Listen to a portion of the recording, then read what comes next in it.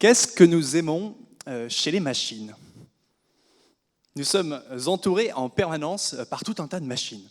Je vous en ai mis quelques-unes ici, mais même si j'avais voulu, je n'aurais pas pu mettre toutes les machines qu'un seul d'entre vous a utilisées depuis ce matin. Alors, si nous sommes à ce point entourés de machines, c'est qu'on doit bien leur trouver quelque chose. Qu'est-ce donc qu'ont en commun et qu'on aime bien visiblement un lave-linge et un smartphone? Eh bien, j'ai posé la question à mon entourage, je leur ai demandé ce qu'ils aiment chez les machines. Et voilà ce que j'ai obtenu. Eh bien d'abord, on demande aux machines d'être utiles, de faire quelque chose d'utile pour nous. Mais on leur demande aussi tout un tas d'autres qualités qu'on ne trouve pas forcément, en tout cas pas forcément tous les jours chez nous, chez les humains, comme être efficace, être précis, être rapide, ou encore être prédictible. On aime savoir à l'avance ce que va faire une machine. C'est moins facile chez les humains. Alors, à quoi ressemblerait un monde avec des machines encore plus performantes? On leur demande d'être performantes, qu'est-ce qui se passerait si elles étaient encore plus performantes? Eh bien, j'ai fait une thèse en robotique durant laquelle j'ai travaillé sur les véhicules du futur, les véhicules autonomes. C'est-à-dire que j'ai poussé le vice franchement loin jusqu'à donner le contrôle d'une machine, une voiture, à une autre machine. Un ordinateur qui conduit la voiture à la place du conducteur. Et voilà à quoi ressemblerait un monde avec des véhicules autonomes. Un monde où personne n'attend au feu rouge, un monde où les véhicules consomment moins d'énergie, un monde où, même si on a du mal à le croire en voyant la vidéo, il y aurait moins d'accidents. Un monde plus performant.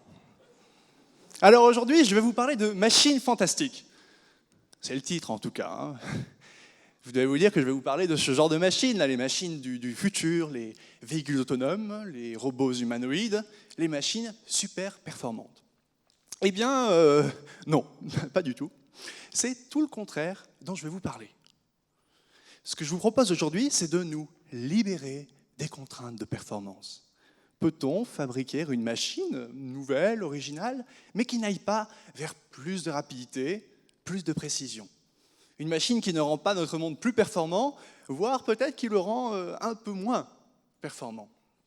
Eh bien, je vais vous raconter une expérience que j'ai réalisée ces derniers mois, l'imagination et la fabrication d'une machine sans contrainte de performance. Et sans plus attendre, je vais vous montrer un produit de cette expérience qui va arriver sur scène là, de façon un peu grandiloquente. Voilà. Attention aux têtes.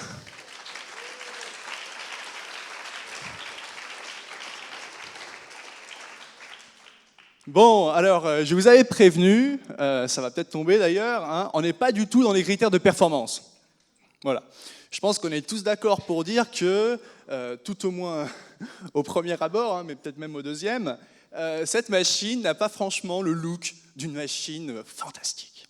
Alors, qu'est-ce que c'est que cet objet? Et surtout, qu'est-ce que ça peut bien fabriquer? Eh bien, cet objet, c'est une imprimante. Ça a été mon point de départ, fabriquer une imprimante. Mais comme vous pouvez le voir, depuis mon point de départ jusqu'à ici, je me suis légèrement éloigné.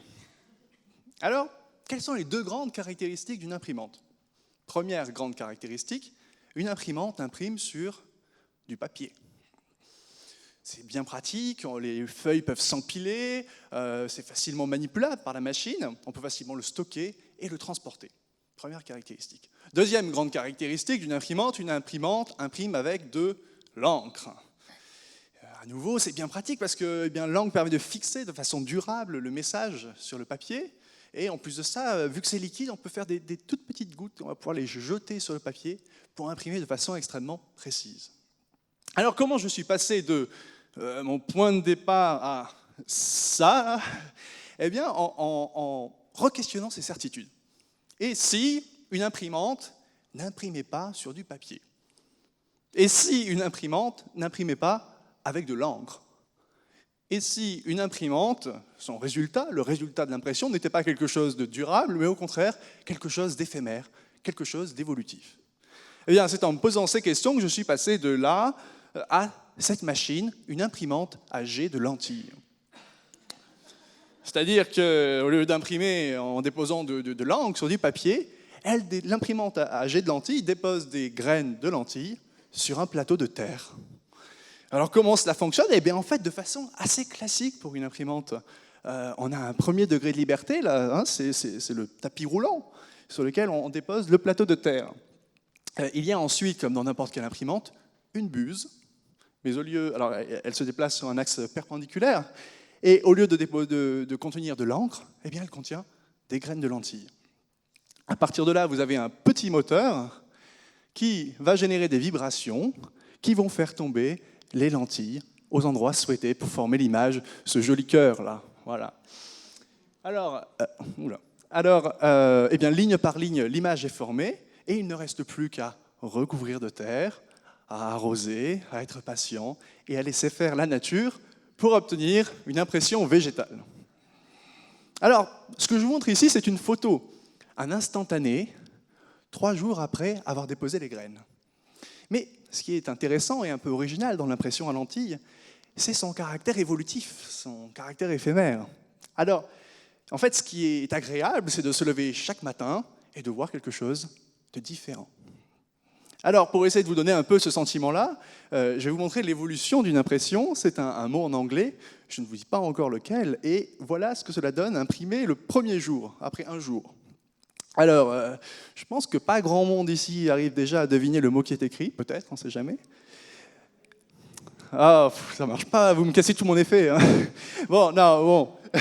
Mais effectivement, en tout cas, ce qu'on voit déjà, c'est sûr, c'est que la Terre commence à se soulever sous la pression des germes. Un peu comme si le mot poussait pour essayer d'apparaître, mais eh bien, il n'apparaît pas encore. Le deuxième jour, cette fois-ci, tout le monde doit arriver à deviner le mot, eh bien, les tiges, des petits bouts de tiges verts sont sortis, eh bien, le mot commence à apparaître, mais un peu timidement finalement. Hein, et ce n'est que le troisième jour que les tiges vont être assez vertes et assez garnies pour que tout le monde puisse lire distinctement le message, le mot « dream ». Alors, il a fallu 3 jours pour qu'apparaisse le mot. Et on n'y peut absolument rien. Hein. C'est la nature qui a décidé ça. En plus de ça, on est obligé d'imprimer ça en très grand, parce que, eh bien, en termes de précision, on est limité par la taille d'une lentille. Hein. Ce n'est pas nous qui avons décidé. On n'y peut rien à nouveau, c'est la nature. Et enfin, si vous imprimez plusieurs fois ce mot « dream », vous n'obtiendrez jamais la même chose.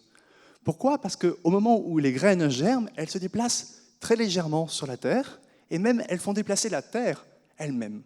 Si bien que chaque impression est unique. Et à nouveau, on n'y peut rien, c'est la nature. Alors, ce que je vous propose maintenant de faire, Dream, je vais vous dire une chose d'abord, c'est que cette machine, comme on le voit, je pense, pour conclure, ne propose pas d'imprimer de façon plus performante. Peut-être même qu'elle propose d'imprimer de façon moins performante. Mais surtout, elle propose d'imprimer différemment, en collaborant laborieusement avec la nature. Alors, dream, je vous disais, je n'ai pas choisi ce mot complètement au hasard. Ce que je vous propose de faire maintenant, justement, c'est de laisser cet objet un peu insolite nous faire rêver, d'essayer d'imaginer un monde où cette machine ne serait justement pas un objet insolite, où ce serait un objet de la vie de tous les jours, comme votre lave-linge.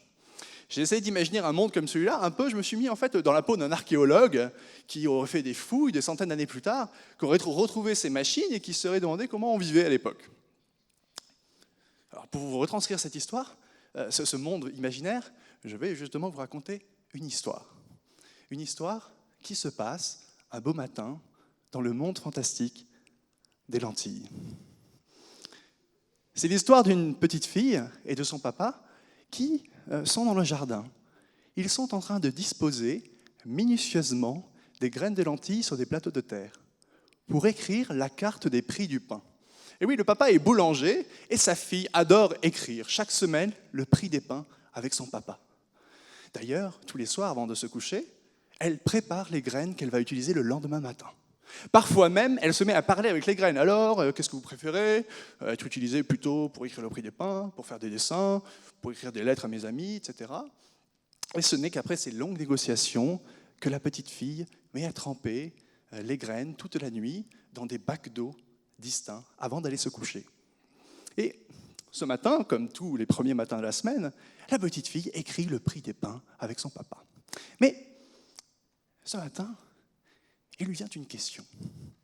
Dis, papa, pourquoi on réécrit chaque semaine le prix des pains comme ça avec les lentilles?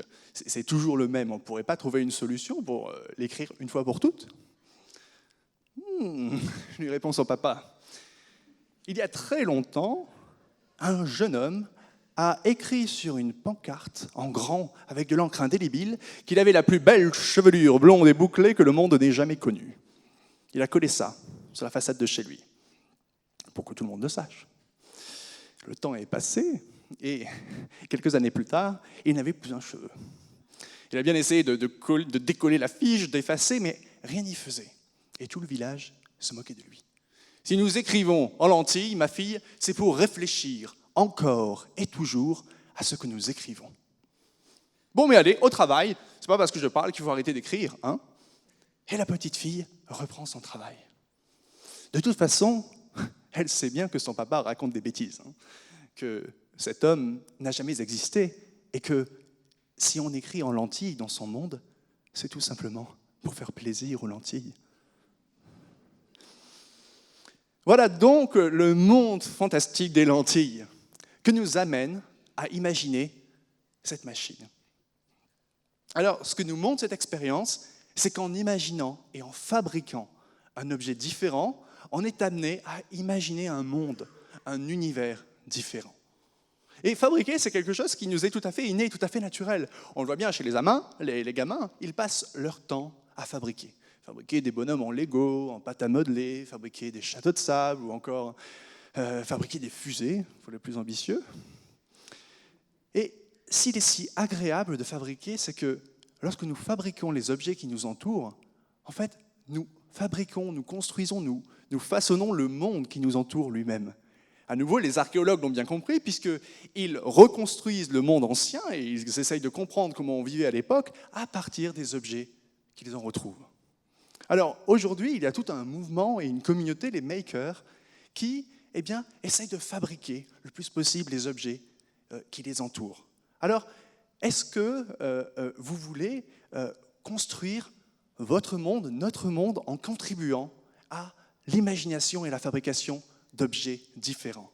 Grâce à cette communauté de makers, vous avez aujourd'hui des lieux, ça s'appelle les Fab Labs, dans lesquels vous pouvez trouver à la fois cette communauté et des machines pour vous aider à fabriquer des objets différents.